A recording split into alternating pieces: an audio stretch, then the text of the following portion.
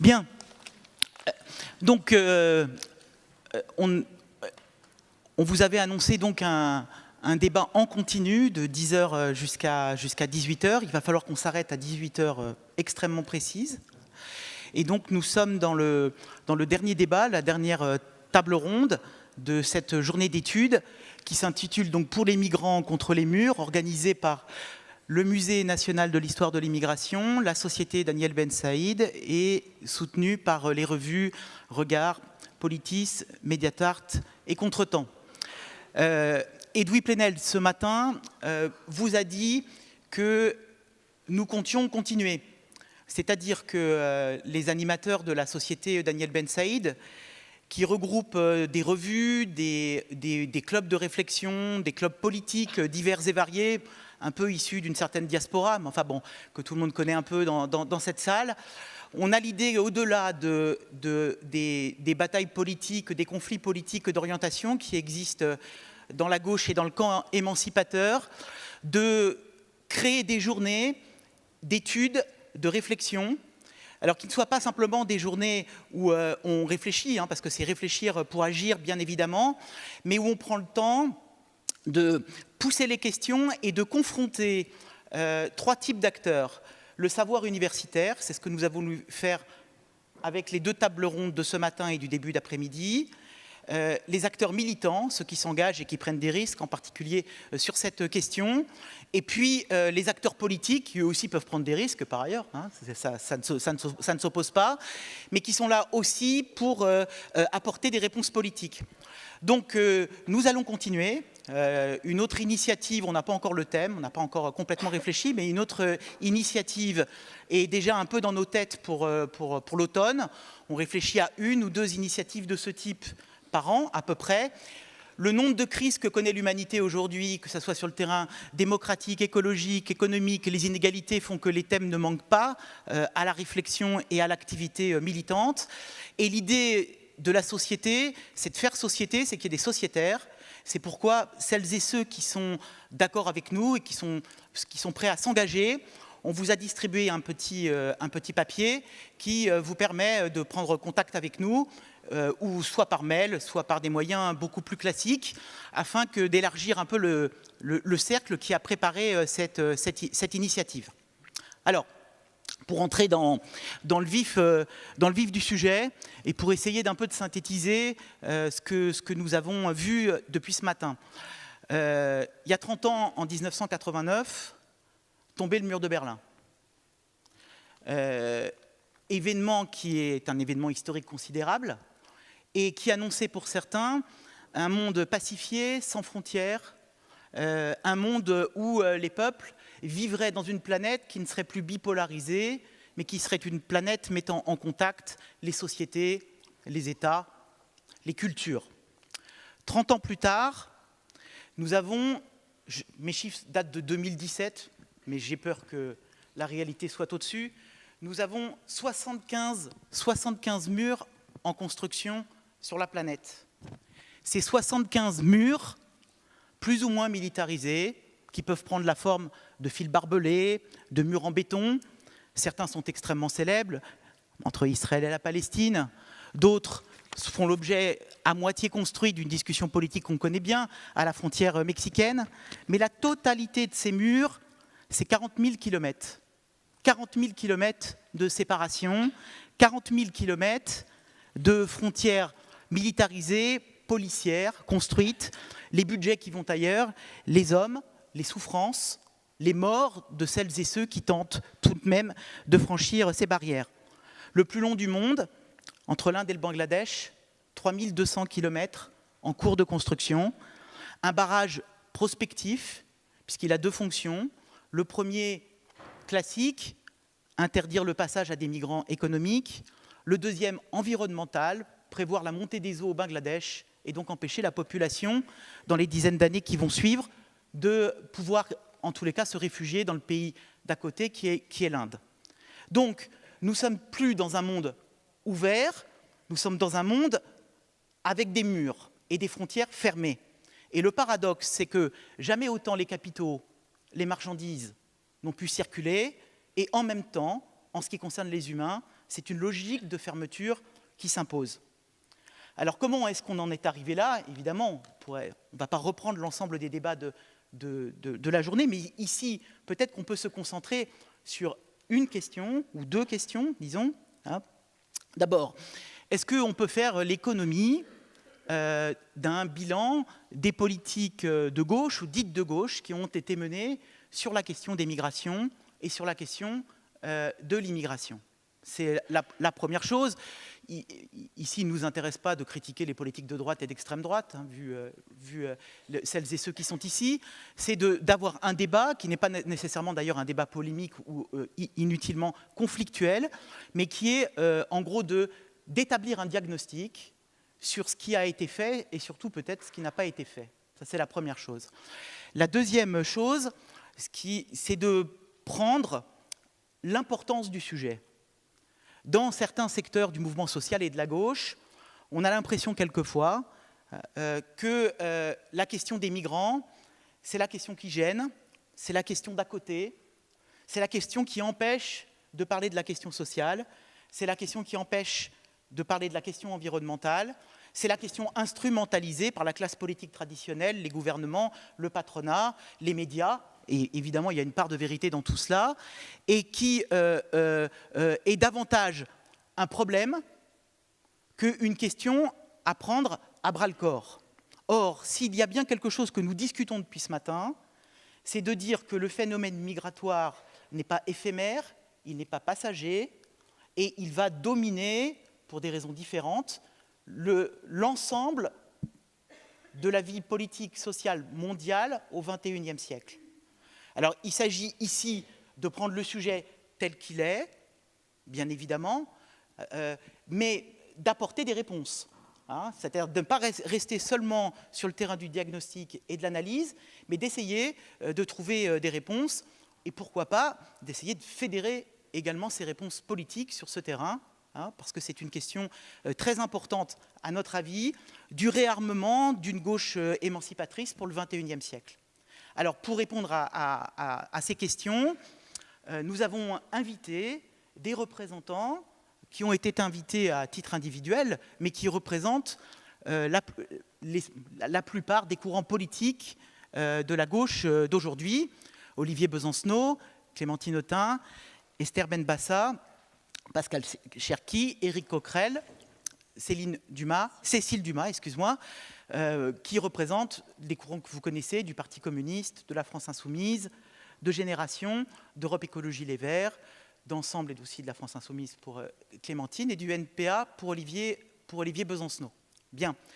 Donc, je pense que le contrat est clair. Hein, il s'agit d'essayer d'apporter des premières réponses politiques. Est-ce que Esther, tu veux bien commencer ?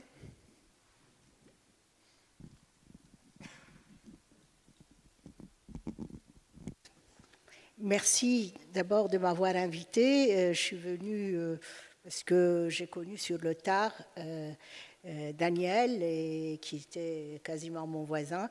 Et vouloir lui rendre hommage, c'est formidable. Je vous félicite et je suis chaque fois émue lorsque je suis invitée à une commémoration de ce genre.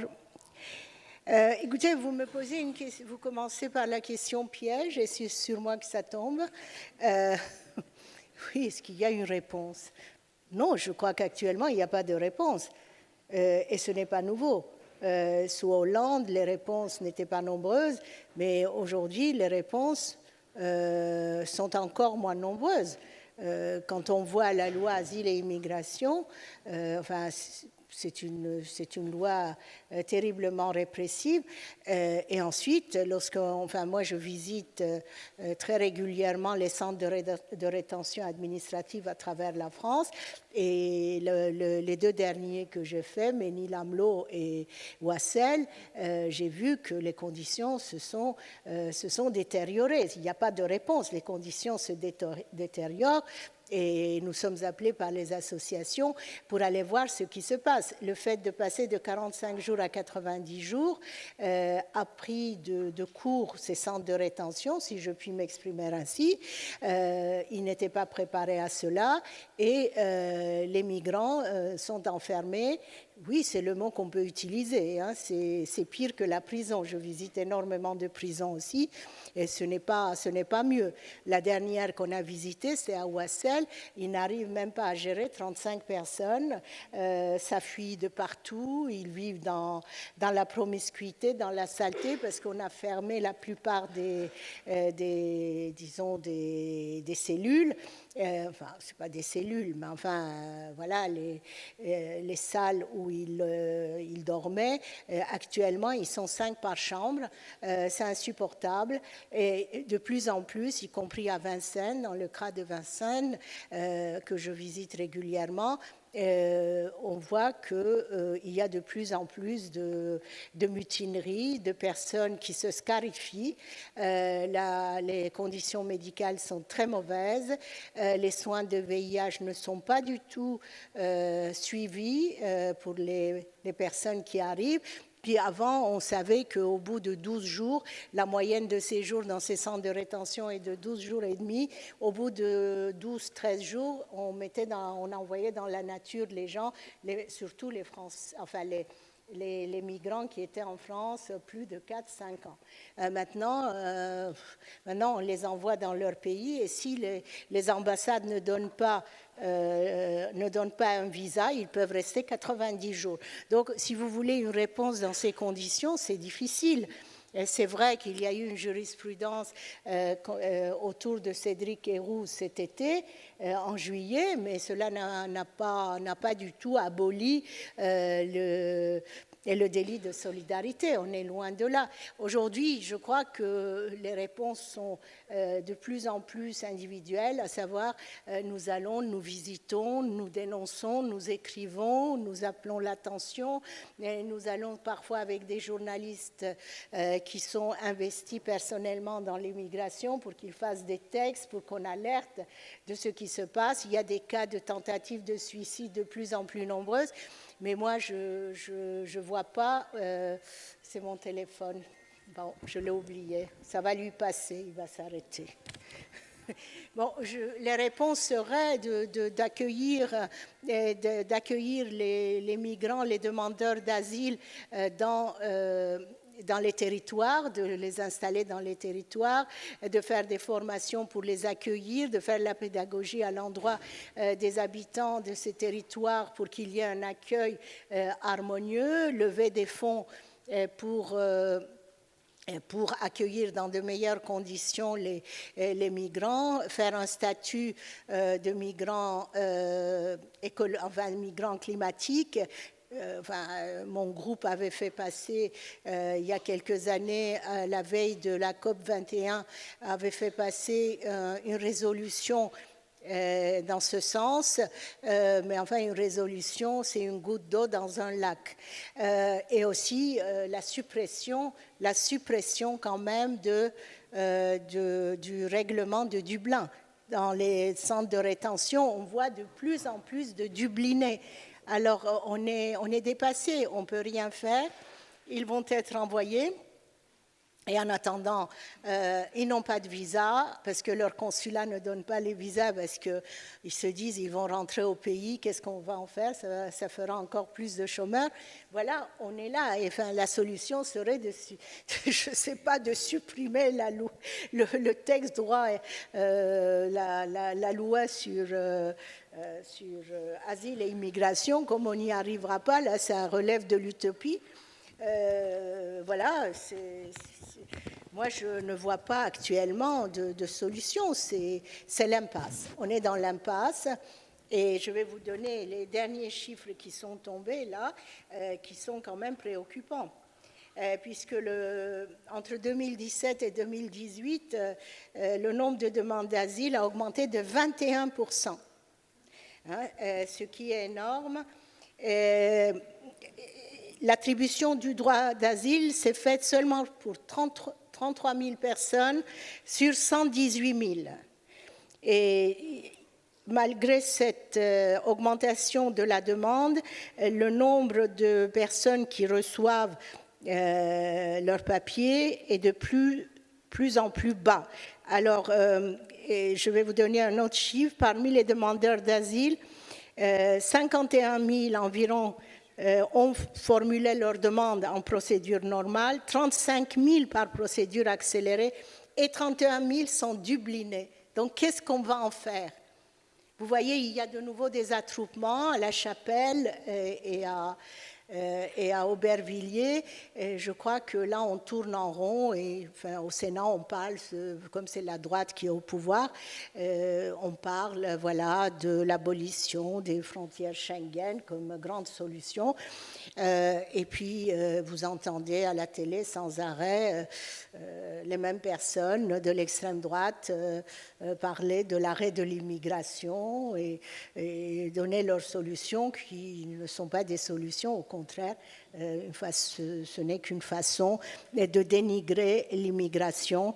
Et l'immigration ne s'arrêtera pas, la mondialisation est là, et puis avec les changements climatiques, on aura de plus en plus aussi de demandeurs d'asile, des réfugiés climatiques. Voilà ce que je peux dire. Je suis pessimiste, mais bon, on peut pas, il n'y a pas de quoi être optimiste non plus. Une impasse, donc Pascal? Oui, mais merci Pierre-François, merci Esther. Tu posais une question, Pierre-François, au départ, qui me semble être une question importante, en tout cas moi, que je ressens comme la question la plus importante. C'est le devoir que nous avons, force politique de gauche, mais au-delà plus généralement du camp du progrès, d'arriver à élaborer une réponse commune, partagée et assumée, et qu'on puisse mener la bataille ensemble cette question.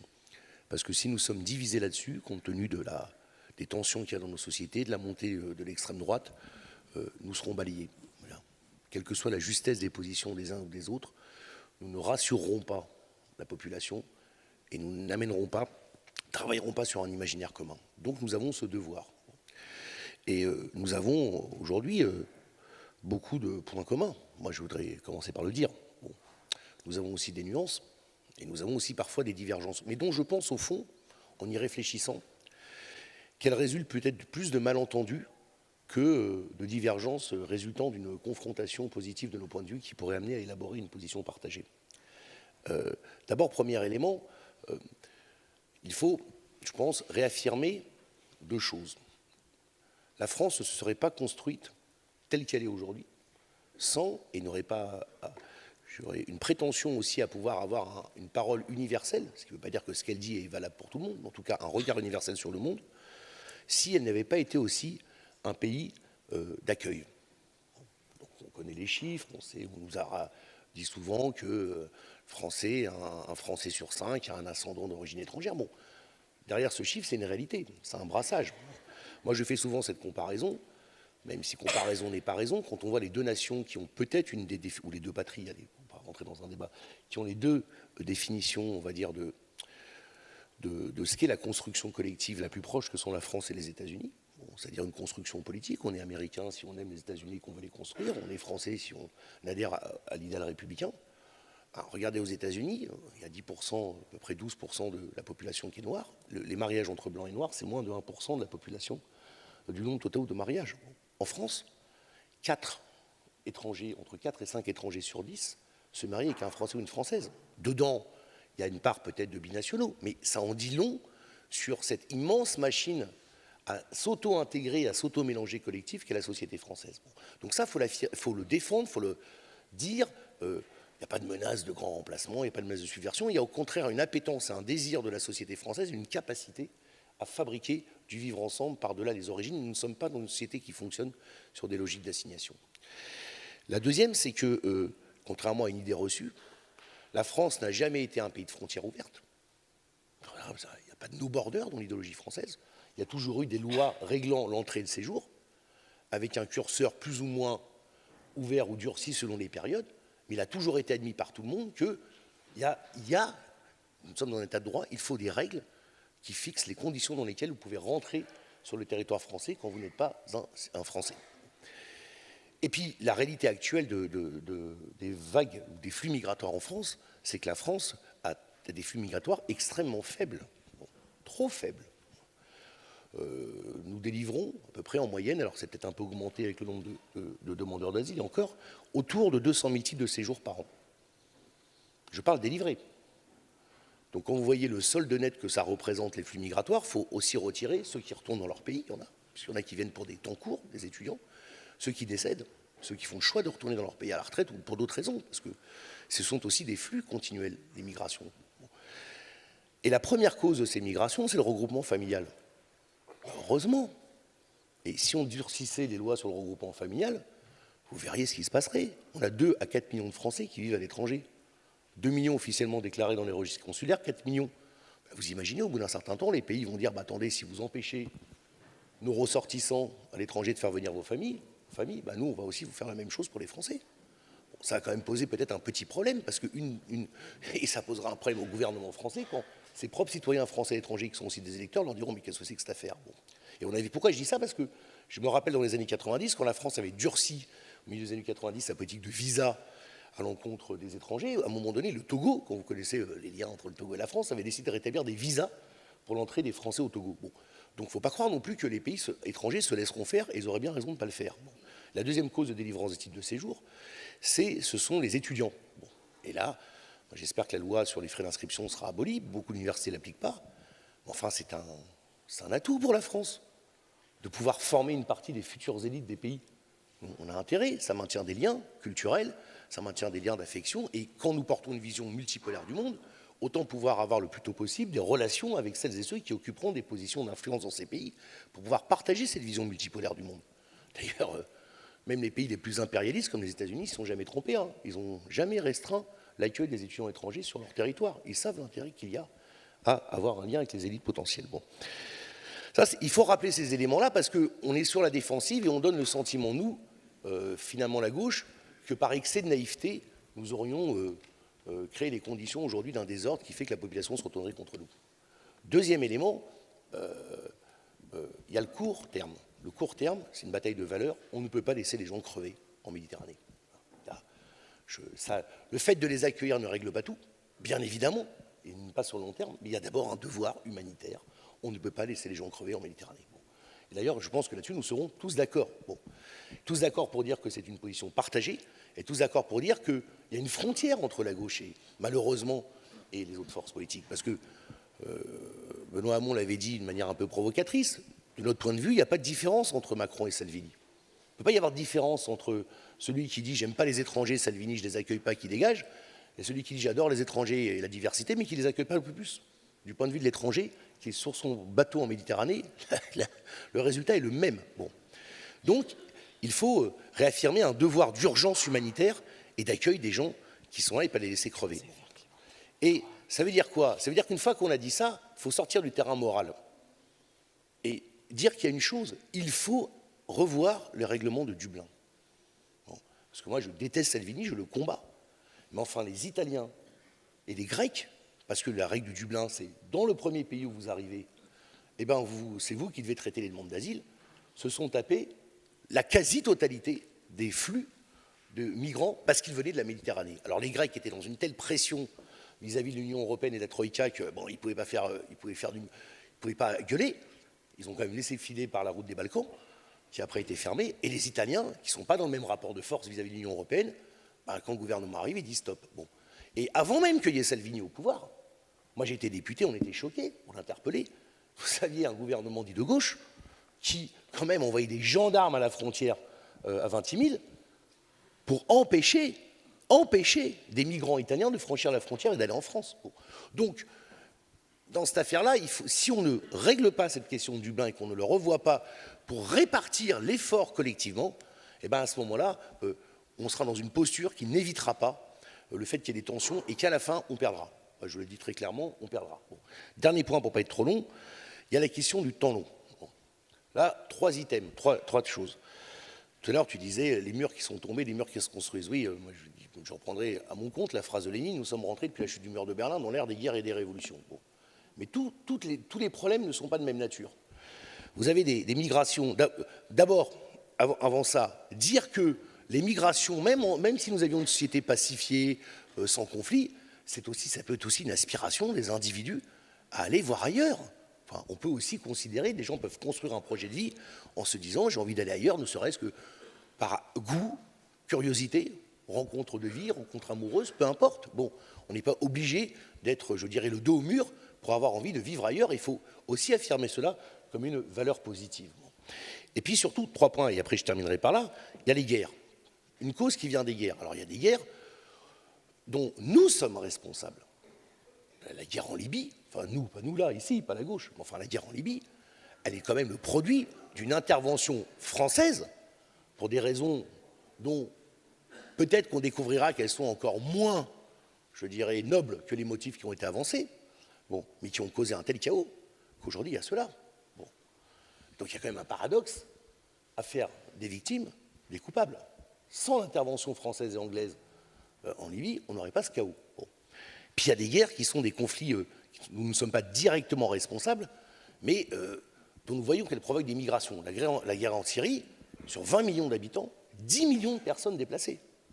Bon, et il n'y en a qu'une infime, il n'y en a que 10% sur ces 10 millions qui sont allés frapper et ont essayé de frapper en Europe. Le reste sont dans des camps en Turquie. Donc il y a aussi une produit des guerres. Bon. Donc ça pose la question d'un lien mécanique. Alors on n'a pas la réponse immédiate, mais d'une bataille pour la paix. Voilà, la question de la bataille pour la paix est je dirais, une question nécessaire à avoir un discours politique autour de l'utilité de la paix. Bon. Il y a la question de la répartition des richesses. Bien évidemment, il y a une partie des migrations contraintes qui sont dues aux inégalités de richesse. Je vais prendre un tout petit exemple. Quand j'étais parlementaire, ça m'avait frappé. Bon. La France, elle a envoyé des soldats dans une intervention au Mali. On peut ou non être d'accord ou pas, mais parce qu'elle considère qu'il faut stabiliser la zone du Sahel. Voilà. Parce que d'ici là, ça explose. Compliqué. Pour toutes raisons, terrorisme, etc. Mais ce serait bien qu'on envoie aussi des crédits d'aide au développement. Bon. Parce que la vraie stabilisation d'un pays à long terme, c'est la capacité pour la société de porter un projet de développement partagé. Et je vous dis ça pourquoi? Parce que moi, je m'étais rendu compte d'une chose, alors on l'avait corrigé depuis, c'est que vous aviez tout simplement un fonds de développement à l'ONU qui permettait de financer des actions pour tout ce qui était les droits des femmes, ce qu'ils appellent la santé reproductive, c'est-à-dire en gros le droit à l'avortement, le droit à la contraception, etc. Et tout, où les Anglais mettaient plus d'argent. Donc comme c'était un fonds de cofinancement, vous aviez de meilleurs résultats sur ces actions-là dans l'Afrique anglophone que dans l'Afrique francophone, l'année où on célébrait les 40 ans de la loi Veil. Bon. Je dis ça parce qu'au Niger, le taux de fécondité par femme est de 8 enfants par femme. Bon. Bon. Donc il y a aussi des actions à long terme à construire avec les sociétés locales, et il faut donner des moyens. Il faut leur donner des moyens de pouvoir conduire des projets de développement. Et dernier point, j'en terminerai par là, c'est la question du réchauffement climatique. Donc on voit bien que les problèmes sont imbriqués. Ce que tu disais sur la frontière entre le Bangladesh et l'Inde, et c'est horrible, il est lié à une anticipation que fait l'Inde des conséquences d'une probable montée des eaux au Bangladesh pour le faire. Bon.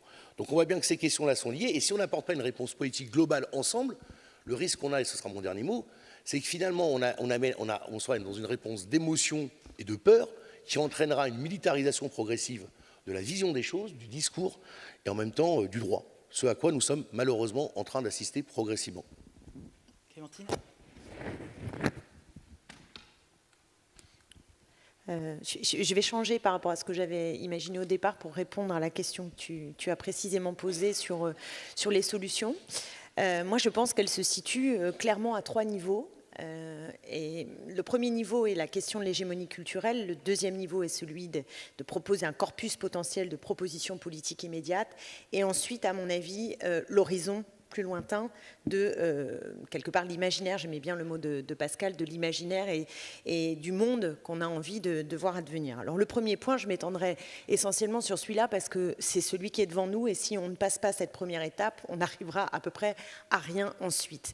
C'est-à-dire qu'il faut prendre la mesure de ce que la gauche, puisque tu parlais de bilan, a laissé passer, comment dirais-je, j'aime pas le terme, oui, si, parce qu'en l'occurrence, à fauter, à je ne sais pas quoi, à renoncer, à mener la bataille très clairement, très frontalement, vis-à-vis d'une extrême droite qui a, elle, imposé son terme, les termes du débat sur l'étranger comme étant l'ennemi principal, et une Macronie, qui est aussi héritière d'une partie de ce qu'on a appelé la gauche, qui, elle, allie un libéralisme économique tout à fait débridé avec une logique très autoritaire et dans laquelle on retrouve des éléments qui sont des éléments répressifs concrètement à l'égard des migrants. Et je crois que l'Aquarius restera quand même comme l'acmé de ce que la Macronie n'a pas été capable de faire pour répondre au minimum de ce que notre pays, qui est présenté dans le monde comme le pays des droits de l'homme, des droits humains, enfin en l'occurrence des droits de l'homme,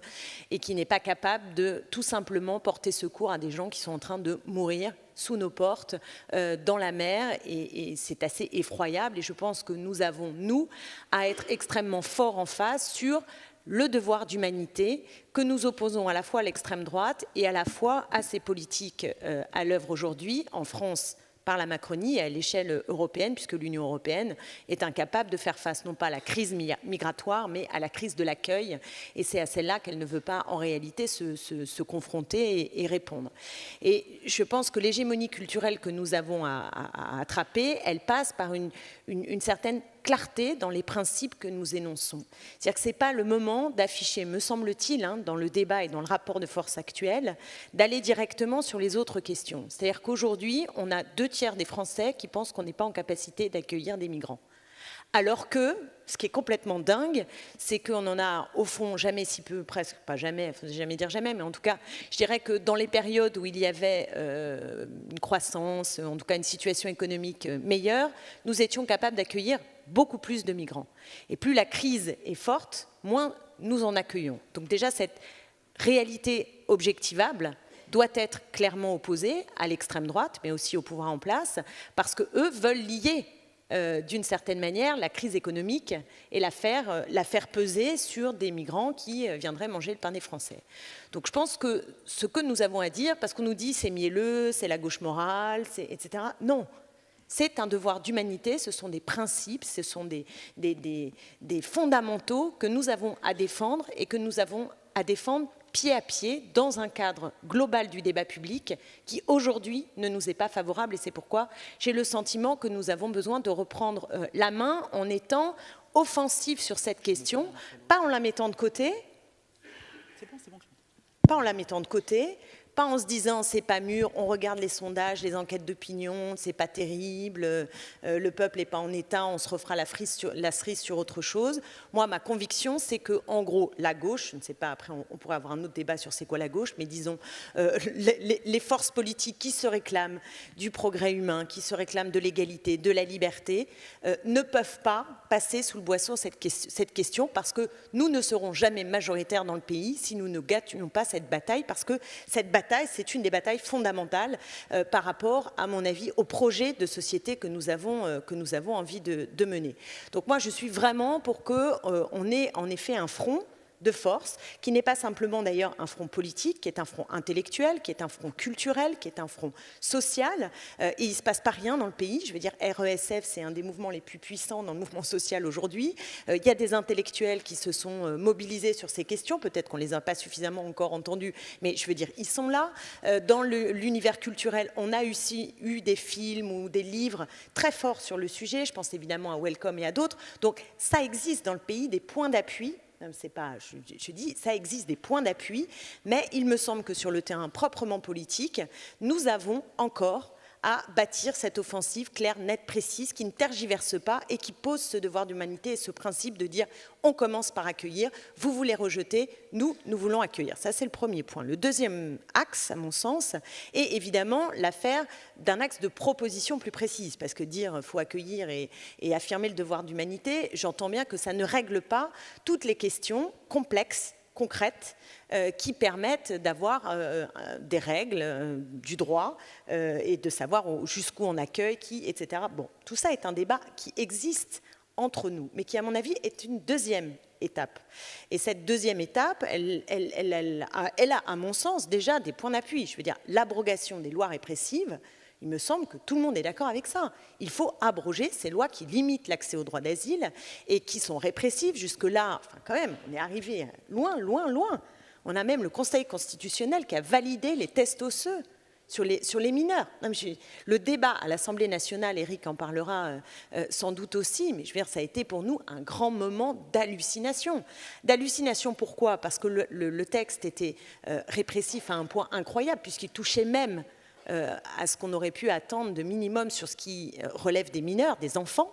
Mais en plus, on avait un discours des ministres qui se succédaient. Moi, je me souviens d'un échange avec Le Drian qui était là à un moment donné, et puis je l'ai déjà eu en commission aux affaires étrangères avec lui de façon récurrente, où il nous dit « Mais non, c'est une loi qui allie fermeté, vous savez, en même temps, fermeté et humanité. » Et il y a un jour, mais vraiment, j'en pouvais plus, je lui ai dit « Écoutez, monsieur le ministre, est-ce que vous pouvez nous dire, parce que ça marche chez les macronistes, qui lisent pas vraiment trop la loi et qui entendent rabâcher de leur ministre toute la journée, mais on allie fermeté et humanité, comme si nous, on était juste obsédés sur les aspects de fermeté. Je dis, mais est-ce que vous pouvez me donner dans votre loi une seule chose qui fait avancer en termes d'humanité? C'est zéro, il n'y a rien, ce n'est que du plus répressif, ce n'est que ce qui rend plus difficile, très concrètement, l'accès au droit. Mais de toute façon, le discours orwellien de la Macronie, on y est habitué. Et là, tu parlais des étudiants. Il faut quand même rappeler que ce dispositif qui augmente les frais pour les étudiants étrangers, mais pas de 2%, hein, ça augmente, c'est x10, x15, enfin, c'est complètement dément.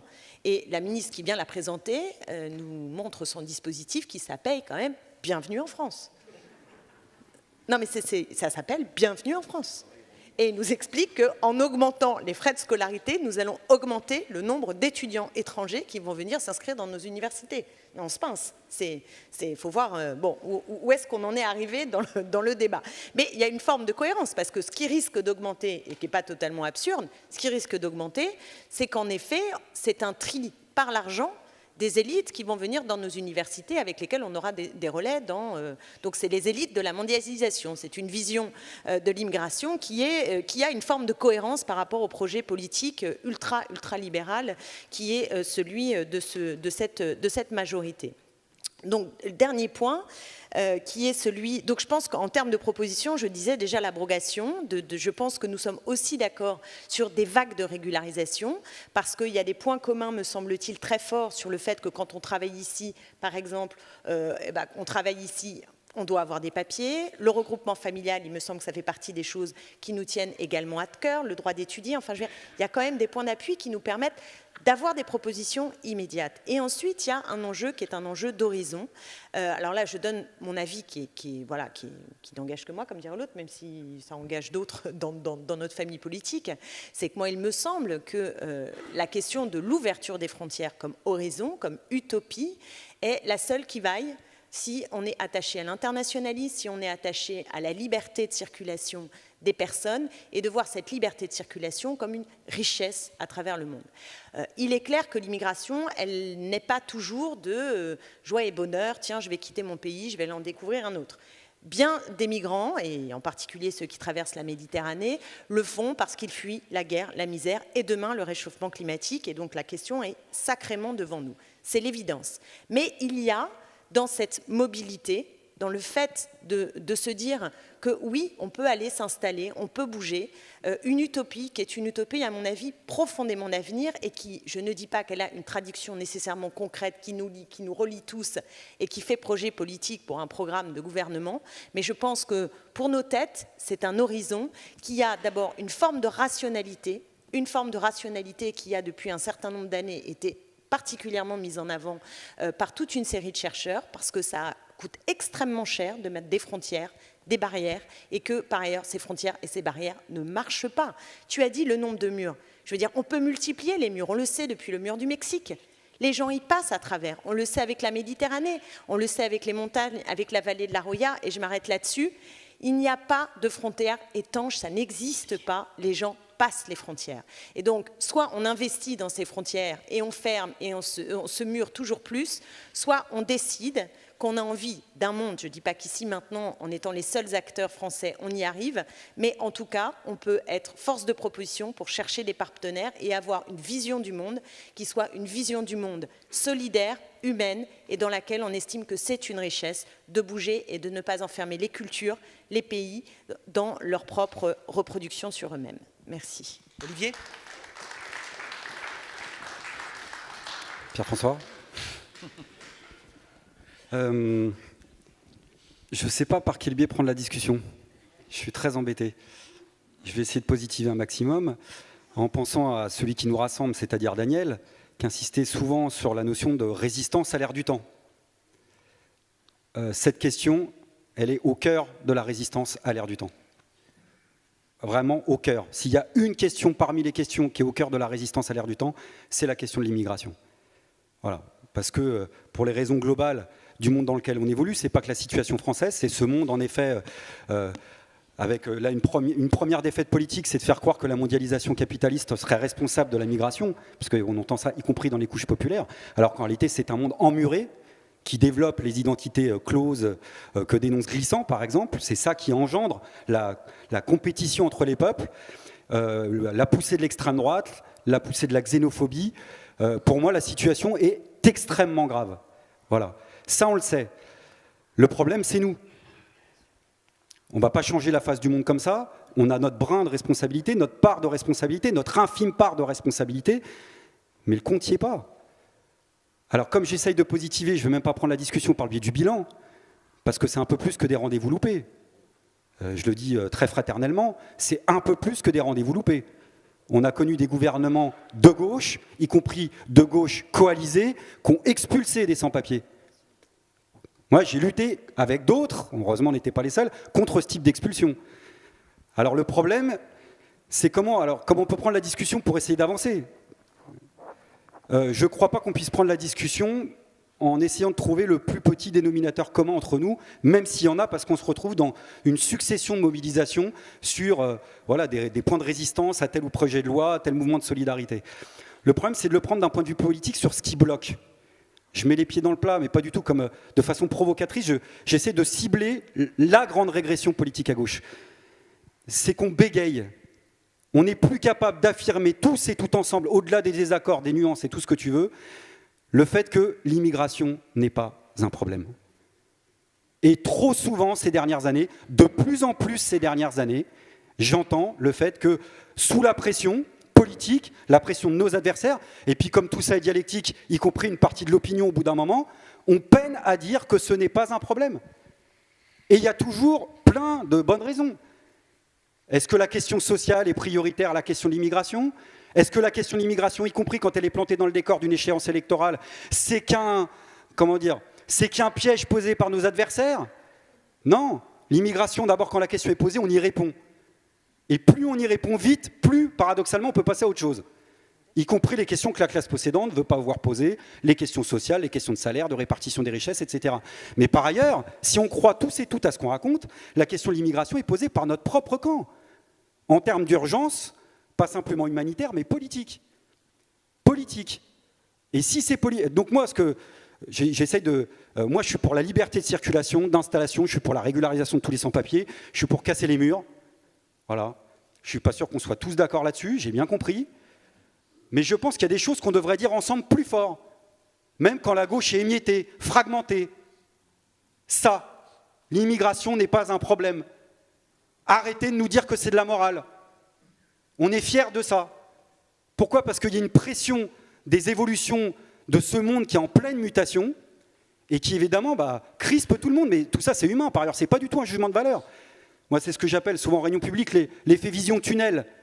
L'effet vision tunnel, c'est ce que vous savez, en cas d'agression, avec une personne qui vous sentez agressé, en situation de tension, c'est prouvé scientifiquement, votre champ de vision est réduit de la moitié, voire des 2/3. Parce que l'adrénaline, la tension fait que votre champ de vision rétrécit d'au moins la moitié. Et je crois que le mouvement ouvrier traditionnel est victime de cet effet vision tunnel. C'est le point, à mon avis, sur lequel, plus que d'autres encore, il faut accepter ensemble d'aller à contre-courant. Dans un premier temps, ça ne réglera pas tout. Cette bataille d'hégémonie et juste titre dont tu parles, elle passe par ça. C'est dire des sujets, en effet, quand Sarkozy, à sa grande époque, avant d'avoir quelques déboires, expliquait je vais vous redonner la fierté d'être de droite et d'être décomplexé, mais c'est nous qui sommes complexés en ce moment. Donc ça passe. Et donc je termine sur cette note d'espoir. Comment on peut dénouer la discussion ? Alors d'abord en discutant, c'est fondamental, parce qu'il vaut mieux discuter que pas discuter. Et en effet, en cherchant la voie unitaire. Mais je crois que le meilleur moyen, c'est d'être à la hauteur de ce qui se passe. Parce qu'en effet, la note d'espoir, c'est qu'il y a un regain de mobilisation sur ce terrain-là, en dehors, enfin on dit en dehors du champ traditionnel, c'est un peu rapide de le dire, parce que l'expérience militante, mine de rien, elle compte aussi. Mais regardez ce qui se passe dans les quartiers populaires. Regardez tout ce qui a été décrit, ce qui se passe autour des migrants, ce qui a été discuté dans l'atelier précédent. Concrètement, en termes de solidarité, les maraudes qui sont organisées, il y a des grappes et des grappes de jeunes, on en voit des manifestations qui sont peut-être organisées nulle part et qui réclament cette solidarité nécessaire. Donc il faut qu'entre nous, On cherche les moyens d'être à la hauteur de ça. Voilà, mais comme première piste, après il y aurait beaucoup de choses à discuter, mais en tous les cas comme première piste.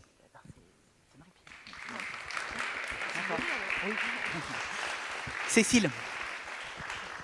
Oui, alors je vais commencer d'abord par excuser Marie-Pierre Vieux qui devait être présente et qui est au milieu de la Catalogne pour parler d'un combat aussi des prisonniers politiques, et elle recevait des Catalans français et des Catalans espagnols aujourd'hui. Donc je la remplace bien volontiers. Alors, d'abord, j'ai une spécificité, c'est que je vis dans les Alpes-Maritimes. Et donc c'est un sujet qu'on connaît un petit peu. Et je suis élue à Antibes au milieu de 40 LR et de 5 FN, et je suis à seule de gauche. Voilà. C'est une petite spécificité comme ça, mais qui va expliquer un peu mes propos, et où je rejoins assez Olivier en disant qu'il faut qu'on soit à la hauteur. Et je pense que c'est un sujet qui peut rassembler, et y compris dans une région comme la mienne. Donc, vous imaginez un petit peu. Donc, je pense qu'il faut qu'on soit à la hauteur de dire qu'en effet, l'immigration n'est pas un problème, et qu'il faut 3 choses.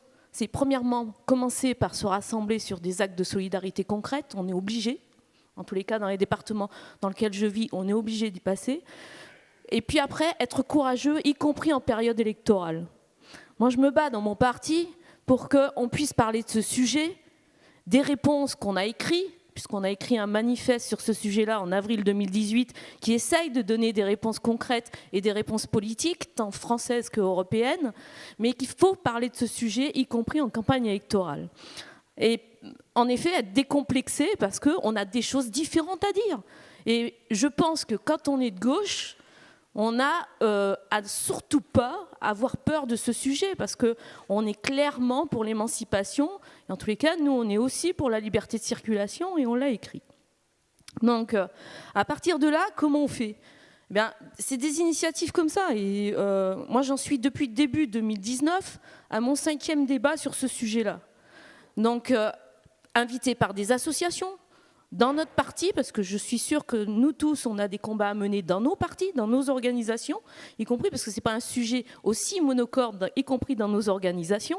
Donc on a des combats à mener à l'intérieur et puis entre nous. Donc ça veut dire que c'est un sujet qu'on commence à faire avancer.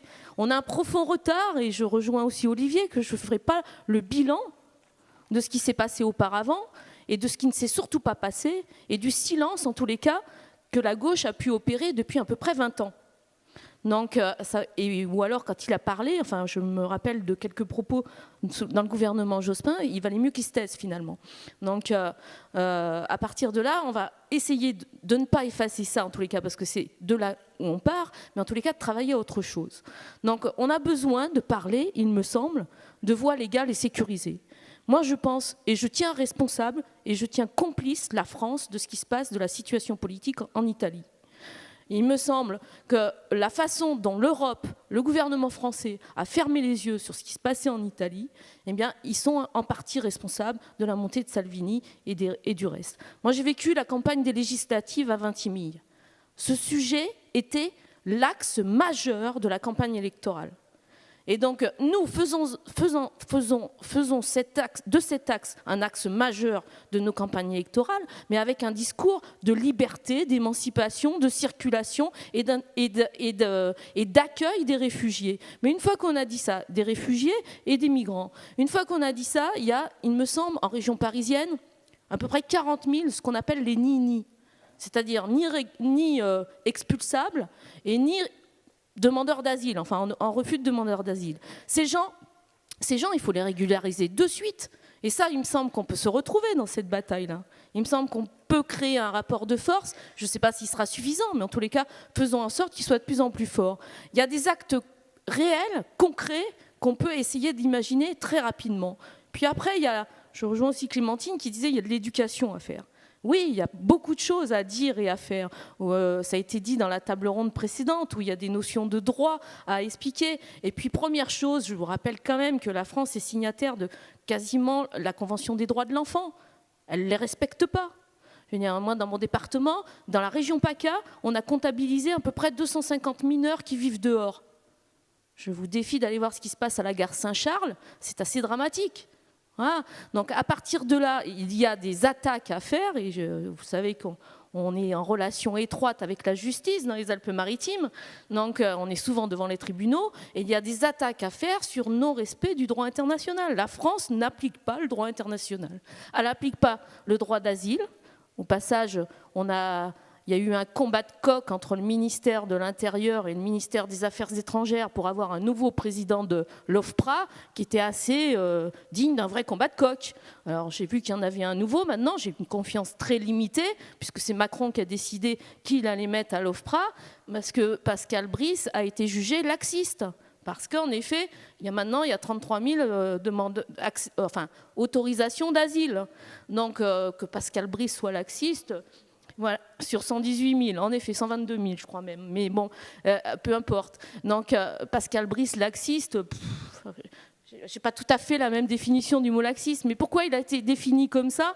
Parce qu'il a beaucoup ouvert le droit d'asile, avant tout, à des Albanais et à des Géorgiens, qui sont considérés par la France comme des pays sûrs.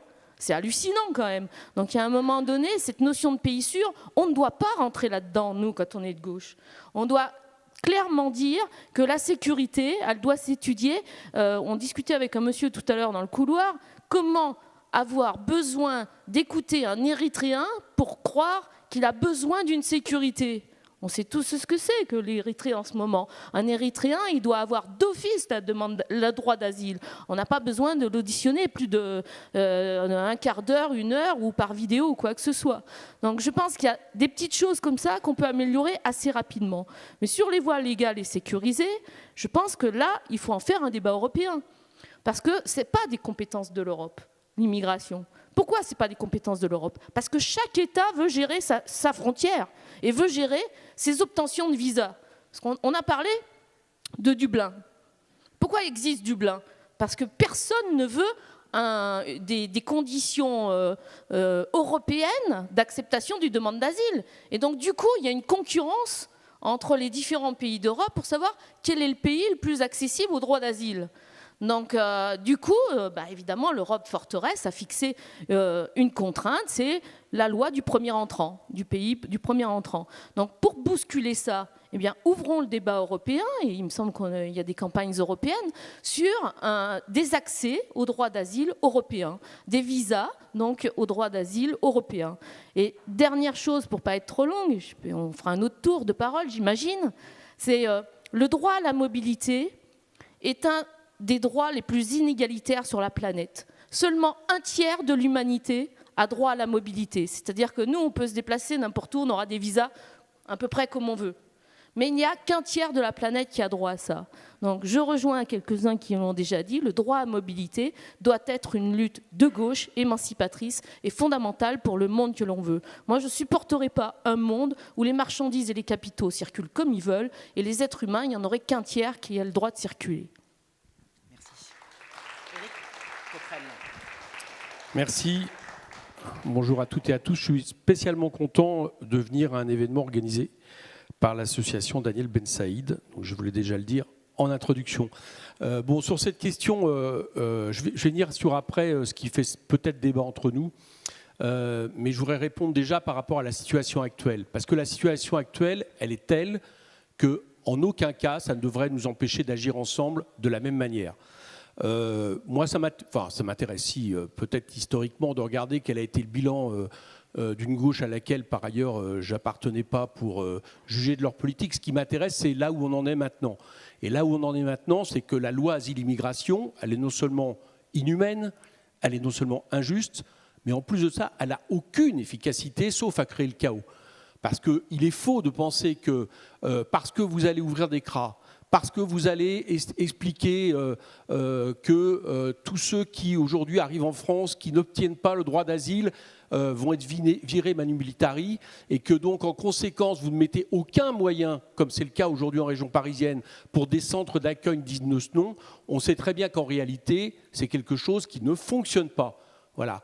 La France, pour plein de raisons, qui sont des raisons de ce qui nous reste encore un peu de temps en temps d'état de droit, qui sont des raisons administratives, qui sont des raisons de moyens, ne virera pas 30 à 40 000 personnes de plus par an. Voilà. C'est faux, c'est pas vrai. D'ailleurs, on le voit bien, parce que les conséquences de ça, c'est que l'État laisse faire les associations et que pour quiconque vient à la chapelle, aujourd'hui voit la situation, les migrants sont là, il n'y a plus que les associations qui s'en occupent, avec dans une situation absolument dramatique, où en plus de ça, comme la misère a quelque part accélère la misère, il y a le crack, des deals de crack qui se mélangent, etc. Enfin, je pense que beaucoup d'entre vous connaissent cette situation, et ça me permet d'ailleurs de dire qu'il faut absolument, je veux dire, reconnaître l'énorme mérite des collectifs citoyens qui se battent, qui sont souvent les seuls à la battre. Dans mon coin, c'est le collectif Wilson Solidarité, mais on voit bien que cette situation, en réalité, elle crée de la marginalité et du chaos. Donc, ça ne fonctionne pas, et je pense que là, il n'y a pas à avoir de préambule, et je pense qu'il serait une erreur, entre parenthèses,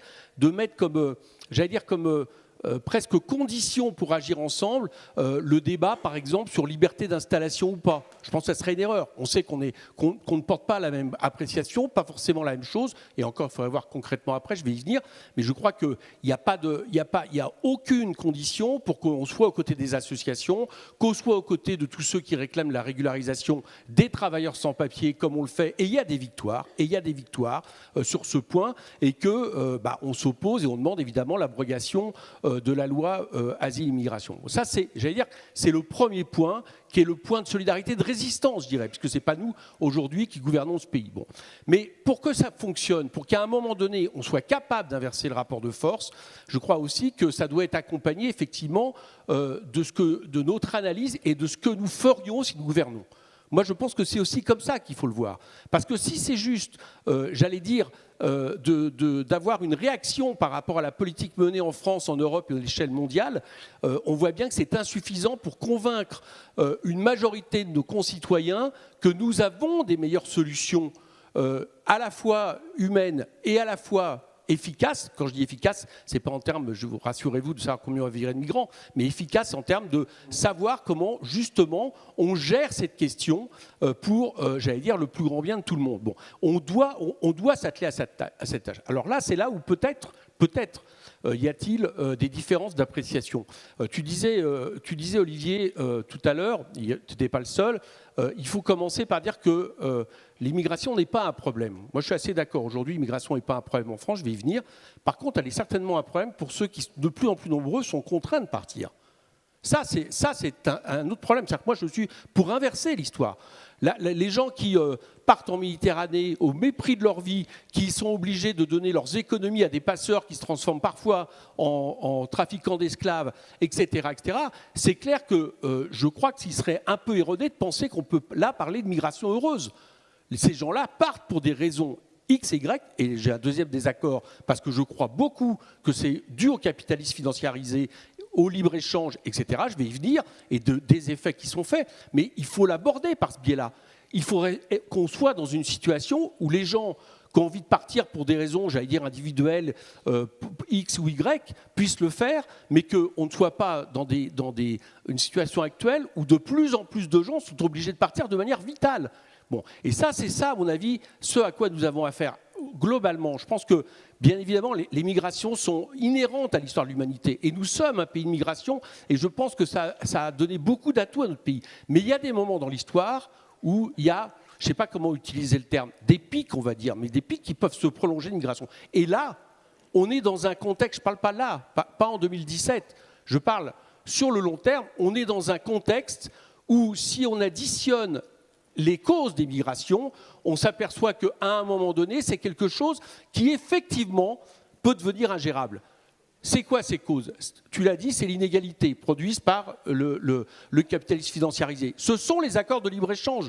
On ne le dit jamais assez, mais on est contre le TAFTA, le CETA. Mais il faudrait dénoncer les accords de libre-échange APE avec l'Afrique occidentale, qui ruinent les économies d'Afrique occidentale, qui ouvrent les barrières douanières. Bon, la question des guerres, ça a été dit, je ne vais pas y revenir, mais qui sont quand même des guerres capitalistes, disons le mot.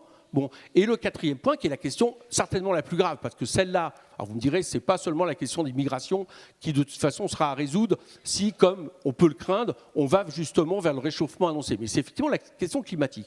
Moi, je crois qu'à partir de là, je crois qu'il faut que nous ayons des réponses à long terme et à moyen et court terme. Les réponses à long terme, nous le redisons, c'est qu'il faut être capable d'agir sur les causes de ces migrations contraintes. Voilà, il faut être capable d'agir. Par exemple, plus d'accords de libre-échange, des coopérations avec les pays en question, etc., seraient des choses qui... on voit bien que là, on peut agir sur des choses qui ruinent des économies. Bon, la question climatique, on voit bien aussi qu'on peut essayer d'agir. Les guerres, j'en parle pas. C'est nous qui sommes la plupart du temps, quand je dis nous, pas que la France, mais fauteurs de ces guerres. Donc on voit bien qu'on peut agir sur les causes. Bien. Avec un autre élément à se souvenir, c'est que ces migrations de plus en plus fortes et contraintes, ce n'est pas tant l'Europe qui les reçoit. Ça, on en parle parce qu'il y a eu le pic en 2015 et que tout d'un coup, c'est devenu un problème. Enfin, un problème pour ceux qui nous verrent. Le vrai problème majeur, c'est entre pays du Sud, où à certains moments, ce n'est pas à des échelles de centaines de milliers, c'est des millions de personnes. Et là, je veux bien qu'on donne la leçon entre pays du Sud à dire « Ah mais tiens, c'est gérable ». Mais non, ce n'est pas forcément gérable. Donc, il faut régler cette question sur les causes. Et la phrase que moi j'utilise, c'est que par contre, tant qu'on n'a pas réglé cette question des causes, eh ben, il faut en assumer les conséquences. Et là, on voit qu'on n'en assume pas les conséquences. C'est là tout le problème. Et là, je répète rapidement comment nous voyons les choses dans un esprit de force gouvernementale. À long terme, au niveau international, au vu de ce qui se passe, il faudrait, sous égide de l'ONU, une conférence internationale des questions des migrations pour ne pas laisser les pays, et on est loin d'être parmi ceux-là, hein, loin, qui justement sont aux avant-postes, et notamment les pays du Sud, j'allais dire gérer seul cette question. Donc il faudrait ça chaque année. À moyen terme, au niveau de, peut-être pas de l'Union européenne, parce que ne nous l'aurons pas, si on attend l'accord des 27, ça ne se fera pas. Je veux dire, on peut toujours dire que la Hongrie devrait respecter les droits d'asile, Convention de Genève. On sait qu'ils ne le feront pas. Par contre, on pourrait imaginer des coopérations renforcées, effectivement, entre certains pays, notamment du pourtour méditerranéen, qui nous verraient remettre en vigueur plutôt Mare Nostrum, c'est-à-dire un accord et des méthodes, j'allais dire, d'accueil des migrants, y compris en travaillant avec les pays de l'autre côté de la Méditerranée, qui serait mieux que de payer des bateaux garde-frontières à la Libye, comme on le fait aujourd'hui, ou d'avoir des accords avec l'Irak, où en échange de la garde de triage des migrants qu'ils sont venus de Syrie, on ferme les yeux sur les exactions commises par Erdogan. Donc il y a plutôt Mare Nostrum, évidemment, que Frontex. Deuxièmement, d'essayer de voir comment, parce que ce n'est pas non plus normal de laisser... C'est beau jeu de dire aux Italiens, l'italien c'est l'extra, surtout qu'on fait la même politique alors, mais de voir comment on gère effectivement cette question à l'échelle européenne. Donc là, il y a toute une politique. Et à court terme, c'est en France. Bon, en France, et là on va se rejoindre, aujourd'hui là, c'est pas vrai, 30 à 40 000 migrants de plus par an, ce n'est pas un problème pour le pays. Ça, il faut l'assumer, il faut le dire. Je dis 30 à 40 000 parce que c'est les primos. Si, c'est les primos. Si, sur 110 000 à peu près, attends, laisse-moi Esther, sur 110 000 personnes qui arrivent, qui demandent leur droit d'asile, ça venait justement d'une discussion avec Brice, qui a un peu trop parlé, à mon avis, ce qui n'a pas plu effectivement.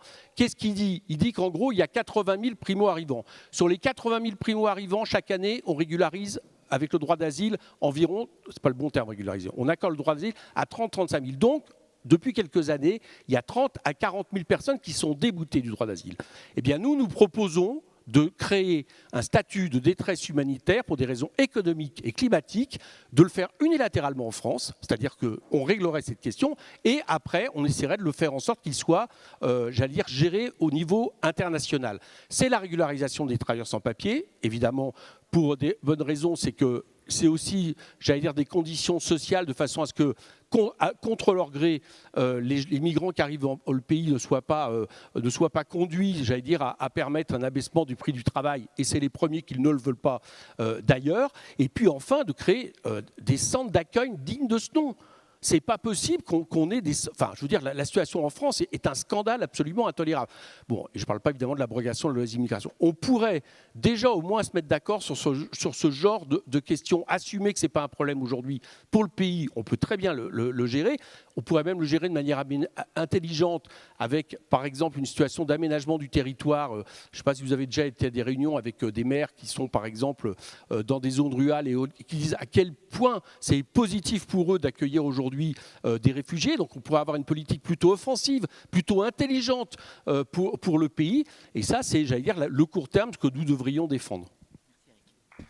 Alors, je vous propose, avant de refaire un tour de table, on a un petit moment pour des questions rapides de la salle, avant de redonner la parole à nos invités.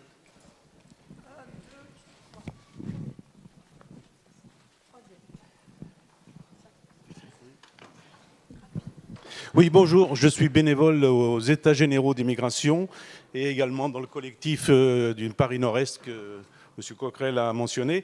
Donc je voulais vous dire qu'il y avait quand même une force associative qui était très, très forte en France et qu'il faut que les rapports entre le politique et cette force associative doivent être renforcés à mes yeux. Et je vais vous signaler, je vais donner quelques informations. Les États généraux des migrations, ça représente 1600 associations en France. Il y a 106 associations locales des États généraux des migrations en France. Les États généraux des migrations ont été créés au moment de la loi Collomb, au moment où M. Macron a refusé des États généraux des migrations sur le même modèle que les États généraux de l'alimentation qui étaient en cours à ce moment-là. Alors, je vous donne un peu de publicité. Nous faisons deux campagnes qui sont dirigées à la fois sur le public, mais aussi sur les politiques qui se présentent aux élections européennes.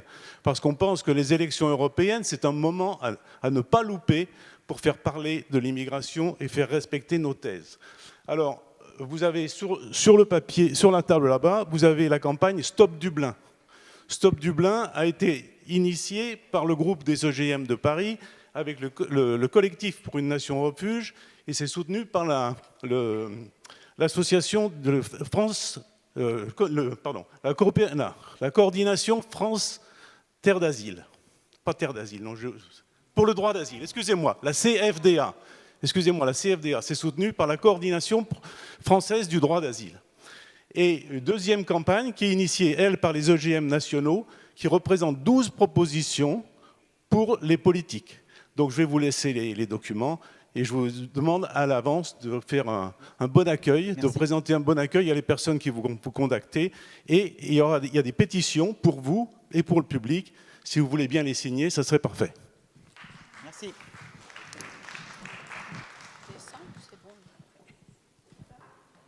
Oui, bonsoir à toutes et à tous. Je voudrais déjà remercier ceux et celles qui ont organisé cette magnifique journée.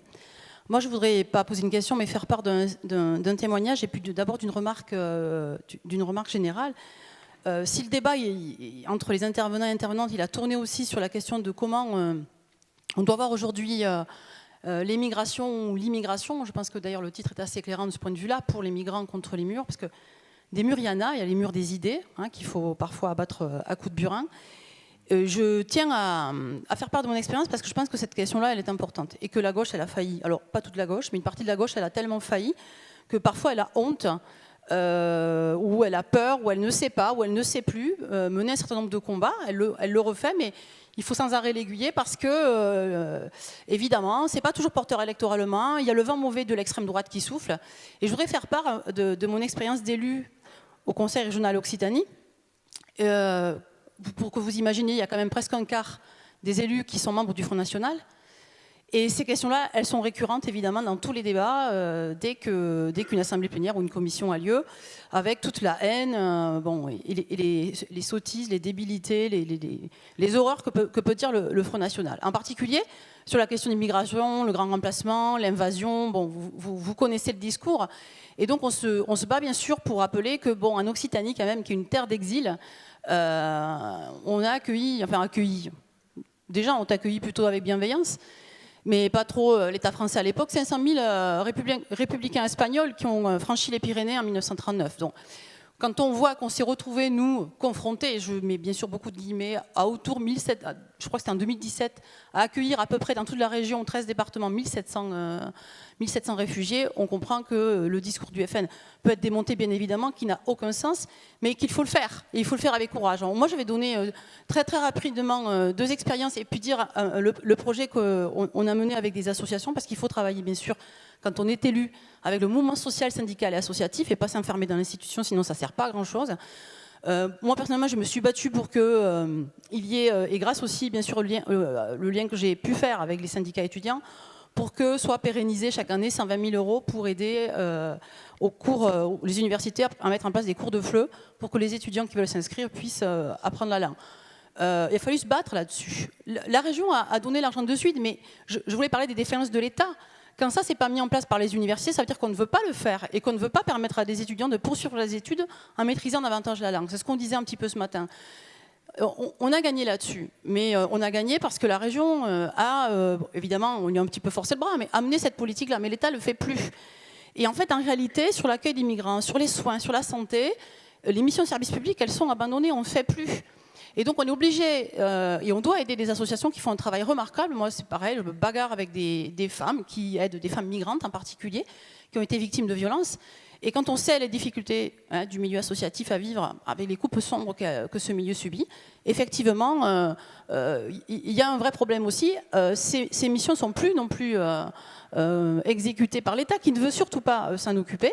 Et donc on a des situations extrêmement difficiles, avec des gens qui sont effectivement invisibles, mais qu'il faut absolument aider. Dernière chose, parce que nous, pour la région, c'est un enjeu fondamental. Il y a 2-3 ans, je me suis battue, on s'est battu. Alors j'ai pris un petit peu la tête de l'offensive avec un copain qui est un camarade d'origine marocaine, que j'ai rencontré il y a fort longtemps, qui avait fui le régime d'Hassan II, qui est aujourd'hui sociologue, et qui a monté une association qui s'appelle Espace Mémoire Active, et qui travaille sur les mémoires de l'immigration et les mémoires du mouvement ouvrier. Donc on s'est bagarré, on a sur une excellente bonne voie aujourd'hui pour avoir la première cité des mémoires populaires en région Occitanie, sponsorisées par la région, en gardant toute l'indépendance de cette association et des élus qui sont battus pour. Parce que l'enjeu majeur, quand même, évidemment, c'est aussi de faire barrage par les idées, en montrant que l'histoire, elle s'est construite par l'immigration et pas le contraire, qu'effectivement, on peut aussi battre le Front National sur ce terrain-là. Vous comprenez pourquoi c'est important en région Occitanie. L'avenir, quand même, est encore très, très sombre. Donc, on a encore 2 là.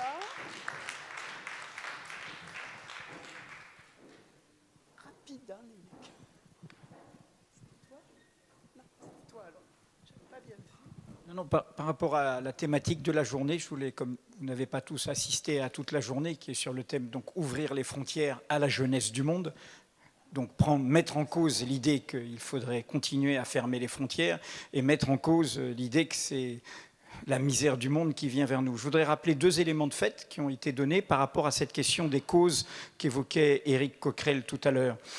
Les causes. Il a été rappelé par certains des chercheuses sur place que quand on accueille, quand on intègre, quand on prend les moyens d'apprendre les langues, etc., et de donner des papiers, et que tout se passe bien, eh bien, les personnes accueillies, elles n'ont qu'une envie, c'est se déplacer. Et c'est justement revenir aussi dans leur pays. Qu'est-ce qu'elles demandent? Elles demandent l'exercice d'un droit. Elle demande d'abord cet exercice, la possibilité de découvrir le monde, de bouger, d'aller d'un pays à un autre. Et ce fait a été rappelé sur le fait qu'intégrer, on ne se fixe pas, on bouge au contraire. La deuxième chose qui a été rappelée par Benjamin Stora en ouverture, c'est la chute depuis janvier des demandes de visa à l'ambassade de France. C'est-à-dire qu'à partir du moment où il y a des espérances démocratiques, en Algérie. Oui, mais l'ambassade de France en Algérie. Je n'ai pas dit que c'était l'Algérie. Bon, donc je pense que tout le monde l'avait compris à Alger. Et donc, que quand il y a des dynamiques démocratiques et qu'on les encourage et qu'on les soutient et qu'on y participe, eh bien, voilà, ce n'est pas la question économique, c'est la question de l'espérance. C'est ce qui rejoint la question qui nous est posée à nous, de l'imaginaire sur ces questions. Et enfin, je voudrais lancer une alarme en écho à la présence et à l'honneur que nous a fait Mantia Diawara, avec qui nous étions à Bamako l'an dernier. Ce qui s'est passé il y a une semaine et qui n'a pas donné lieu à une grande émotion ici dans notre pays, est une alerte que nous avions entendue à Bamako. Que, au fond, on sait toute l'histoire de notre responsabilité, la Libye, mais aussi notre blocage, notre enfermement, tout a été rappelé. Eh bien, tout ce blocage fait qu'il y a une nécrose pour ces jeunesses. Il y a un ressentiment, il y a des aigreurs. Et quand il y a des aigreurs, comme chez nous, on cherche le bouc émissaire. En clair, après avoir été sous Mitterrand lié à un génocide, je parle de celui qui a 25 ans, le génocide du Rwanda, il n'est pas exclu qu'il y ait un génocide au Mali. C'est ce qui s'est passé. C'est un vrai pogrom organisé dont ont été victimes près de soixantaine non, plus que ça, 160 Peuls. Un vrai pogrom des femmes, des enfants, des vieillards. Et ce pogrom est dans un contexte qu'on connaît trop peu en France. C'est la plus forte intervention militaire française, l'opération Barkhane, mais surtout c'est la plus forte intervention des Nations Unies, la MINUSMA. C'est 14 000 soldats dans ce pays, et qui n'empêche pas ça. Et je dis ça parce que, sans être trop dans le rétroviseur, et je suis d'accord, il faut d'abord donner confiance, et la confiance, elle vient de la société, hein, elle vient vraiment de tout ce qui se passe dans la société, comme actuellement dans le mouvement social, bien plus que d'en haut. Sans aller dans le rétroviseur, je rappelle que, hélas, parce que nous avions à Mediapart mis en garde, il y a eu une très large unanimité politique sur l'intervention au Mali, sur l'urgence d'intervenir militairement au Mali. Et donc l'engrenage qui se passe là est un engrenage qui peut être catastrophique, c'est-à-dire que nous créons encore plus de barbarie que la barbarie que nous prétendons empêcher. Bien. Esther, donc la règle du jeu là, hein, c'est qu'on s'arrête à 18h précise. Il est 17h30, donc vous avez 5 minutes chacun, hein, comme deuxième intervention. Maximum, oui. Merci, je ne vais pas faire des grands discours parce que les grands discours peut-être n'aident pas beaucoup à faire avancer actuellement la question. Moi, je ne peux qu'appeler en tant qu'élu, je reconnais bien sûr tous les bienfaits de l'humanisme, tous les efforts que nous devons tous faire, mais hélas, notre possibilité d'action étant limitée, moi je vous parle comme écologiste qui n'a pas de groupe au Sénat. D'abord, il faut faire pression à chaque élection sur les candidats pour qu'ils, n'est-ce pas, nous fassent quelques promesses. Peut-être l'une d'entre elles pourra tenir, donc ce sera déjà ça de gagner. Deuxièmement, en tant qu'élu, de ne pas laisser faire, écouter les associations qui nous donnent énormément d'informations, aller visiter sur place, ne pas laisser seuls ceux qui sont dans la mouise, aider tant qu'on peut, les aider juridiquement aussi, et aussi individuellement, nous essayons, moi je l'avoue, j'essaye de régulariser les gens qui ont un dossier correct. Je me déplace aux préfectures, je fais de mon mieux, parfois je reste des heures pour faire cela. Les associations nous avertissent pour aller visiter des centres de rétention, des centres d'accueil, etc. Nous le faisons et essayons de faire aussi pression sur les maires, parce qu'aujourd'hui, c'est eux aussi qui ont une des clés, parce que dans des villes, des bourgs, des villages, on peut installer des migrants, et surtout dans certains villages abandonnés, et reconstruire le tissu social, le tissu artisanal dans ces lieux, et faire accepter les migrants qui arrivent. Voilà, je crois qu'aujourd'hui, nous ne pourrons pas annuler les lois, nous n'avons pas beaucoup d'issues. Il faut se battre aussi individuellement et faire pression. Vous le faites d'ailleurs, les associations viennent nous voir souvent, et continuons le travail ensemble. Voilà, il faut être pragmatique actuellement et puis voir après ce qu'on fera, parce que je ne crois pas qu'il y ait une gauche aujourd'hui, même si toutes nos idées convergent. Là, on s'est entendus tous, nous avons à peu près les mêmes idées, mais est-ce que nous avons la même volonté d'aller jusqu'au bout? Voilà la question. Pascal Cherki.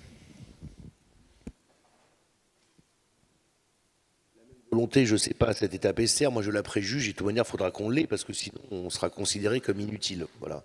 Donc il faudra qu'on travaille ensemble. Moi je voulais remercier les organisateurs, c'est utile de le faire. J'ai bien sûr des nuances avec ce que j'ai entendu, mais moi je voudrais souligner des points communs. Bon, moi je suis complètement d'accord avec Clémentine et Olivier quand ils parlent de l'importance de la bataille culturelle et tout ce qu'ils ont mis derrière. Je pense que ça a été renoté par d'autres aussi. Il faut affirmer que l'immigration n'est pas un risque pour la France, c'est une chance. Moi je suis tout à fait sensible à ce que disait aussi Cécile et Eric quand ils parlaient de la nécessité, et Esther, tout le monde a dit d'ailleurs, de sortir du statu quo de Dublin, à la fois par la bataille pour un statut européen du droit d'asile, et en même temps, en sachant que dans une Europe à 27, ça c'est une bataille politique, on ne l'aura pas tout de suite, en attendant que la France prenne ses responsabilités, ce que disait Eric, prolongeant sa phrase avec laquelle je suis assez d'accord, tant qu'on aura pas réglé les causes, on doit en assumer les conséquences, ce titre intérimaire que tu proposais, spécifiquement en France. Bon. Avec Esther, je suis généralement d'accord avec beaucoup de choses, donc je ne vais pas le lister, ça dépassera les 5 minutes. C'est important ce qui a été dit sur la question du libre-échange. Bon, alors ça nous emmènerait très loin, mais c'est vrai qu'on ne porte pas assez attention peut-être aux effets ravageurs que vont avoir les accords APE, notamment avec les pays africains, qui sont des rapports inégalitaires, qui risquent de ravager tout ce qui reste d'agriculture vivrière en Afrique. Alors là, les vagues migratoires qu'on va se taper, c'est autre chose que ce qu'on connaît actuellement, même si ça a été rappelé par d'autres, je crois aussi, je ne sais pas qui l'a dit, peut-être c'est dit, 90% des migrants, ben Eric le disait, c'est sud-sud. Hein. Quand il y a une famine en Égypte, ils vont au Soudan, en Éthiopie, ils vont au Soudan et vice-versa. Hein. Bon, c'est pas vrai qu'on n'est pas menacé de submersion.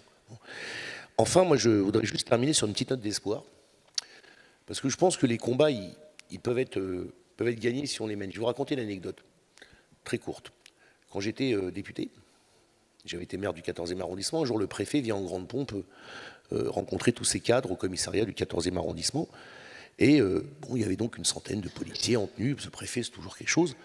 Et il nous avait invités à la fin. Donc j'arrive avec la maire. Et le préfet se tourne vers moi un peu provocateur pour dire « Ah, mais monsieur le député, je sais que vous êtes très attaché à la rénovation du commissariat, mais vous savez, ça coûte de l'argent, plus de 12 millions d'euros, et si la ville pouvait nous donner un coup de main, etc. » Voulant, devant ses propres fonctionnaires, nous faire rejeter la responsabilité, nous, collectivités locales, de ne pas avoir financé un commissariat qui est quand même un bâtiment d'État pour des fonctionnaires d'État. Donc les policiers se retournent vers moi, ne comprenant pas, en disant « Bah oui ». Et moi, je me tourne vers le préfet, je lui dis « Écoutez, monsieur le préfet, j'ai trouvé votre solution, j'ai trouvé vos sous. Là, c'est bon. » Elle me dit « Ah bon ?» Je dis « Bah oui, vous savez, il y a un rapport général de l'inspection de l'administration qui chiffre le coût d'une reconduite frontière en moyen à 20 000 euros, tout compris, entre le salaire des juges, les billets d'avion, etc. Donc j'ai une proposition à vous faire qui ne fera pas déraper le budget de l'État. C'est, on écrit une lettre conjointe au ministre de l'Intérieur, vous et moi, en lui demandant exceptionnellement qu'il autorise cette année la préfecture de police à faire 600 reconduites à la frontière de moins. Et comme ça, on a les 12 millions d'euros. Et donc, qu'est-ce qui est plus important? Virer 600... reconduire à la frontière 600 personnes, ou avec tout ce que ça comporte de pression psychologique que vos propres fonctionnaires de police n'aiment pas faire, etc. Ou alors avoir un commissariat flambant neuf pour faire les missions premières de la police, qui sont d'abord la sécurité de tous les concitoyens, étrangers en situation irrégulière comprises.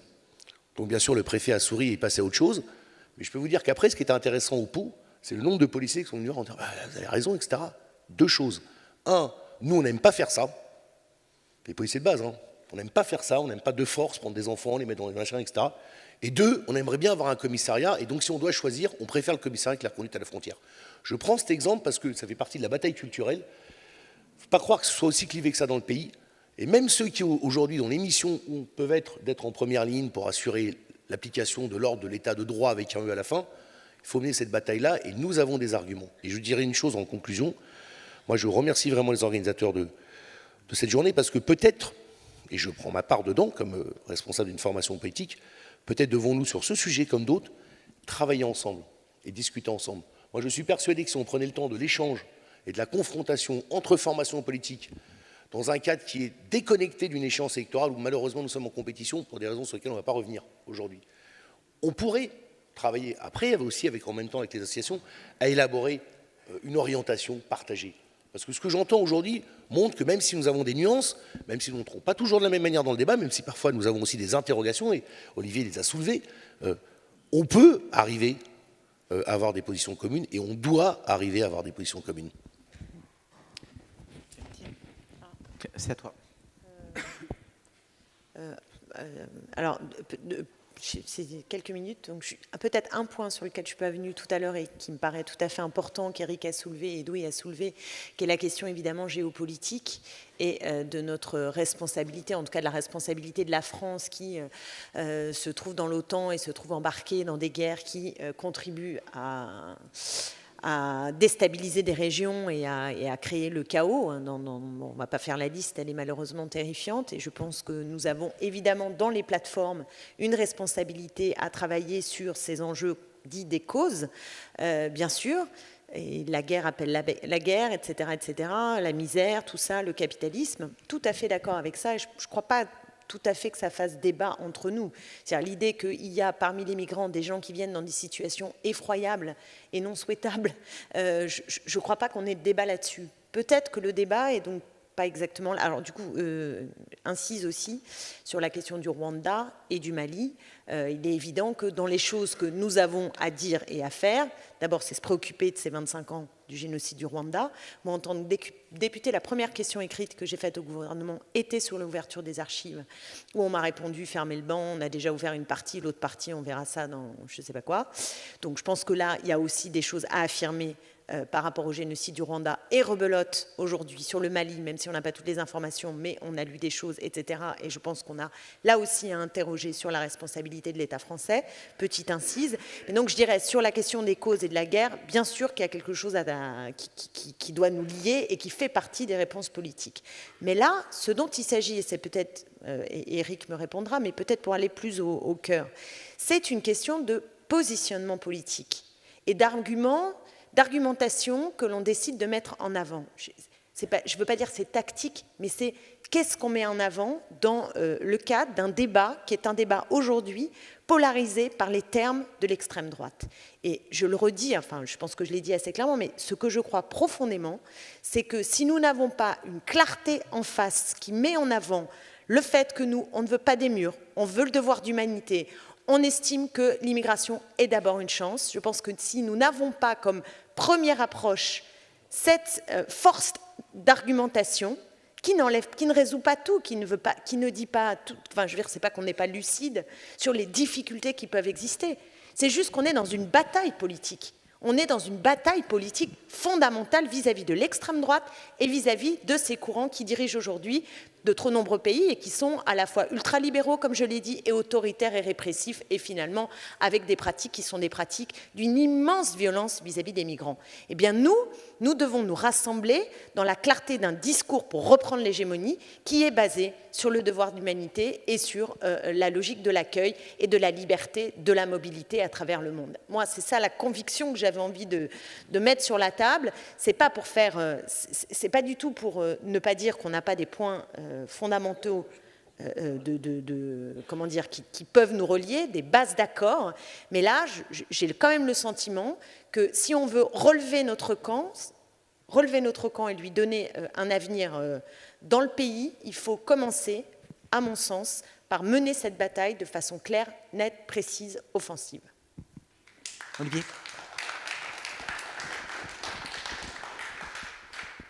Sur deux points. D'abord, sur la discussion de fond, il y a en effet un désaccord sur l'analyse de la mondialisation libérale et l'impact sur l'immigration. Moi, je ne suis pas d'accord avec ça. Les flux migratoires existaient avant la mondialisation libérale. Voilà. Et connecter les deux, c'est mettre le doigt dans une discussion qui n'apporte rien, voire rajoute de la confusion ambiante. Ou alors c'est vieux comme le capitalisme. Quant aux causes, ce n'est pas les causes de l'immigration quand tu décris les guerres, mais faisons front commun contre toutes les guerres impérialistes. Aucun problème, même françaises. Mais alors là, je suis plus que preneur. Combien de rassemblements contre l'intervention au Mali? On n'était pas très nombreux. Hein. Il n'y a aucun problème. Faisons-le à chaque fois et prenons cet engagement. Il n'y a aucun souci là-dessus. Mais on ne le fait pas au nom de la lutte contre les causes de l'immigration. On le fait au nom du chaos que ça suscite là-bas. Pour ceux et celles qui sont là-bas. Pas par crainte de les voir venir.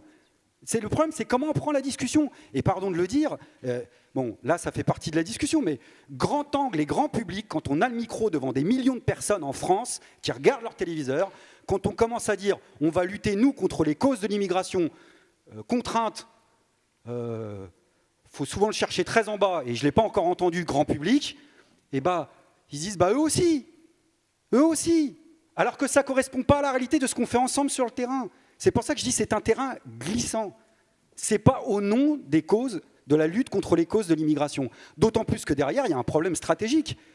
C'est quand bien même on aurait réglé tous ces chaos de façon internationaliste et solidaire avec les peuples du monde entier, comme droit inaliénable, personne, surtout pas quand on est un pays du Nord, je crois, n'a le droit de s'approprier, le droit de dire à quelqu'un, toi tu as le droit de bouger, toi tu n'as pas le droit de bouger. Sauf à reproduire des rapports de domination qui sont ancrés dans la classe politique, y compris d'une partie du mouvement ouvrier. Et ce qui n'était pas le cas jusqu'à présent entre nous. Ça fait partie des discussions ouvertes qu'il faut avoir. Moi, je le dis parce que, c'est pas nouveau, il y a eu des polémiques là-dessus, mais parce que des fois, il y a des lignes à pas dépasser, voilà, et que c'est un débat européen. On a vu telle organisation en Allemagne apparaître en s'attaquant à la bonne conscience de la gauche morale. Ceux-là, la gauche morale, si c'est ça, moi je les emmerde, je l'assume. Et je suis autant mobilisé qu'eux ou n'importe lesquels d'entre nous sur les questions sociales. Donc mettons pas un doigt là-dedans et essayons de nous retrouver à la hauteur. En effet. Et sur les enjeux des mobilisations à Briançon, ils font quoi? Ils réclament l'ouverture des frontières. Là où il ne devrait même pas y en avoir officiellement. Donc c'est même pas, pour te répondre, Eric, c'est pas un préalable. Hein. Moi, le préalable que je disais, c'était pas un préalable, c'était un point commun. Et le point commun, prenons-le par. Si on est capable tous et toutes de redire haut et fort, grand public, à des millions de personnes, ok, on n'est pas d'accord sur tout, mais on est d'accord sur un truc, l'immigration n'est pas un problème. Voilà, à chaque fois que vous parlerez à l'un d'entre nous, on vous répondra la même chose, on prend cet engagement, on l'écrit s'il faut, pour dire nous on fait front là-dessus. Alors peut-être que ce n'est pas la bonne formule, ça peut être une autre formule, je m'en fous, je ne m'arrête pas aux formules, mais à cette idée-là, comme, non pas comme un, comment dire, je le dis vraiment pour qu'on arrive à se convaincre, qu'on va continuer à discuter, etc., mais pas comme un truc qui est exclusif, mais comme un point de ralliement fort qui parle à la société et qui parlera d'abord en posant des questions, parce qu'autour de nous, ce ne sera pas partagé. On a perdu tellement de terrain autour de nous, on le sait tous. On le sait tous qu'autour de nous, même quand on a des idées, tu parles d'idées majoritaires, oui, bah les idées majoritaires, on peut être majoritaire, avoir des points de majorité sur des questions sociales. Combien de fois j'ai entendu dans la rue, par contre, je suis d'accord avec toi quand tu tapes sur les profits, par contre, sur les migrants, oublie. Bon, bah, faut que ça soit un package. Faut qu'on refasse comprendre dans notre camp social qu'il y a un package, au-delà des différences qui résisteront, et puis des discussions de fond sur l'imaginaire, sur lequel on n'est pas obligé d'être tous d'accord, mais moi je crois à ça, ouais.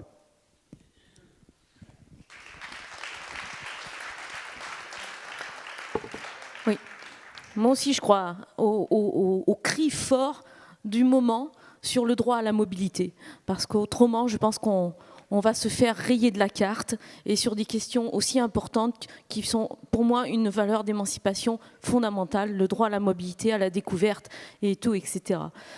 Et je ne suis pas pour extrapoler en effet les raisons de la France sur les guerres ou quoi que ce soit. Moi je dis, pour prendre le problème autrement, offrons un visa humanitaire immédiat à tous ceux qui sont obligés de quitter leur pays pour des causes de guerre. Voilà, donc s'ils ont un visa humanitaire, ils peuvent... Et puis un lieu de pause. Moi, tous les migrants que j'ai rencontrés à la frontière franco-italienne, ils ont besoin de se poser pour choisir leur vie. Je ne sais plus qui l'a dit dans la table ronde précédente. Souvent, les gens qui partent, ils veulent choisir leur vie. Et ils n'ont pas l'occasion de la choisir de par des situations administratives terribles. Donc offrons-leur un moment de pause, c'est-à-dire des visas, des voies régulières, sécurisées, pour faire en sorte qu'ils aient la possibilité de choisir leur vie. Et je ne vois pas pourquoi nous, on aurait la possibilité de choisir notre vie et pas les deux autres tiers de l'humanité. Je voudrais revenir sur une dernière chose dont on a très peu parlé, y compris dans la table ronde précédente. J'ai parlé rapidement tout à l'heure des conventions de Genève. Il y a des situations des mineurs isolés qui est catastrophique en France. Donc, il me semble que ça, dans l'urgence, et je suis sûre qu'on pourrait être d'accord, demandant des financements tripartites, départements, État, Europe, pour faire en sorte que ces mineurs ne soient pas simplement mis à l'abri, parce que ça, même des départements de droite comme le mien est capable de le dire. Mais par contre, il faut qu'ils accèdent à la scolarisation. La plupart des mouvements des mineurs isolés, des étrangers, sont pour accéder à l'école et à la culture. Et donc, faisons en sorte que ces droits-là, ces droits essentiels à la santé, à la culture et à l'hébergement, à l'abri, la France y réponde immédiatement. Et donc, les départements ont besoin de financement. On est en campagne électorale. Nous proposons d'avoir des financements tripartites à ce sujet-là. Et je crois qu'on est plusieurs, en tous les cas, à le demander. Oui, moi je crois que, enfin, je le dis d'autant plus volontiers, c'est que à France Insoumise, ou en tout cas ceux qui sont aujourd'hui à France Insoumise, personne n'a jamais prononcé l'idée que l'immigration était un problème. Je veux dire, c'est une phrase qui effectivement est plus... Qu'éventuellement on puisse dire que les conditions à un moment donné dont le système utilise l'immigration est un problème, ça on veut y aller sur la question, par exemple, des travailleurs détachés, enfin du statut de travailleurs détachés. Là on voit bien qu'il y a une utilisation qui est faite pour du dumping interne. Bon, bah donc on est pour accueillir les travailleurs étrangers, mais avec le même contrat de travail. Donc il n'y a pas cette question-là. Et je pense que aujourd'hui on peut dire ensemble, c'est ce que j'ai essayé d'expliquer tout à l'heure, que là aujourd'hui en France, la question des migrants n'est pas un problème. Voilà, c'est pas un problème pour les raisons que j'ai expliquées. Je ne vais pas revenir tout à l'heure parce qu'on est un pays qui peut largement accueillir et en plus de ça, entre guillemets, pour son bénéfice, je ne sais pas comment utiliser le terme, il n'est pas très bon, mais enfin bon, parce que ça a été dit tout à l'heure, la France est un pays de migration et c'est plutôt ce qui a fait sa force à de nombreuses reprises. La France peut très bien accueillir la situation qui se présente aujourd'hui à ses frontières, au lieu de faire semblant d'ériger des murs, enfin, au lieu d'ériger des murs toujours plus hauts, mais surtout de rendre la vie des migrants en France absolument insupportable. Bon, une fois dit ça, je pense qu'on a un débat entre nous, mais ça, bon, à mon avis, il ne nous empêche pas déjà de dire ce que je viens de dire ensemble. C'est que moi, on ne me persuadera pas que le capitalisme tel qu'il est aujourd'hui, ce troisième âge du capitalisme qui organise un grand déménagement du monde de manière totalement dérégulée, avec des causes, de toute façon, c'est même pas tellement un débat, parce que de toute façon, les causes que j'ai décrites tout à l'heure, on est tous pour lutter contre. Les accords de libre-échange, les guerres impérialistes, la question de la détérioration du climat par la politique productivisme, le fait, et je suis d'accord avec Edoui, rentre aussi là-dedans la politique France-Afrique. Hein, elle s'illustre aussi au Tchad en ce moment, entre parenthèses, avec peut-être Benalla comme négociateur avancé avec le président tchadien. Donc, je veux dire, tout ça, de toute façon, on est d'accord. Bon. Nous, on pense qu'effectivement, ces politiques-là, parmi les effets, ce n'est pas l'effet principal, mais parmi les effets, provoquent des migrations dont c'est même pas. Le problème, c'est que ce n'est pas du droit à la mobilité. C'est que quand les gens sont forcés de partir au risque de leur vie, on pourra dire tout ce qu'on veut, c'est pas un paradigme auquel on peut souhaiter. Je vais vous donner un exemple d'ailleurs pour être plus clair. On en parle peu. Enfin, il y a un des grands pays aujourd'hui d'émigration qui est la Grèce. Bon, et les raisons pour lesquelles l'émigration en Grèce a augmenté à 43% chez les jeunes de moins de 25 ans, ce n'est pas des gens qui sont contents de partir de leur pays, c'est bien parce qu'il y a eu un lien entre les politiques d'austérité imposées par la Troïka à la Grèce et le fait qu'ils sont obligés de partir. Donc c'est bien là-dessus que le problème, les Grecs en plus peuvent, il y a la liberté de circulation, Schengen, etc. Mais vous voyez bien que le fait qu'ils viennent à un tel niveau dans les autres pays européens, ce n'est pas quelque chose de choisi, ce n'est pas quelque chose d'heureux. C'est là où je crois que c'est une question qu'il faut aussi aborder par cet angle et sur laquelle j'espère on pourrait s'entendre, parce que je pense que ce capitalisme-là, il a quelque chose.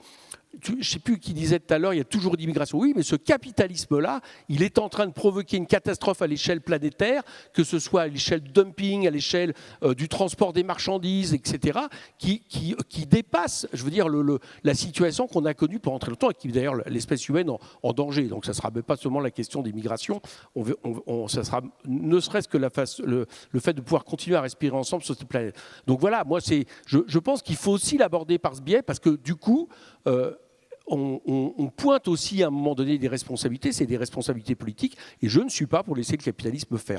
Mais ça ne nous empêche pas, là, maintenant, d'avoir les mêmes mots d'ordre à partir du moment où...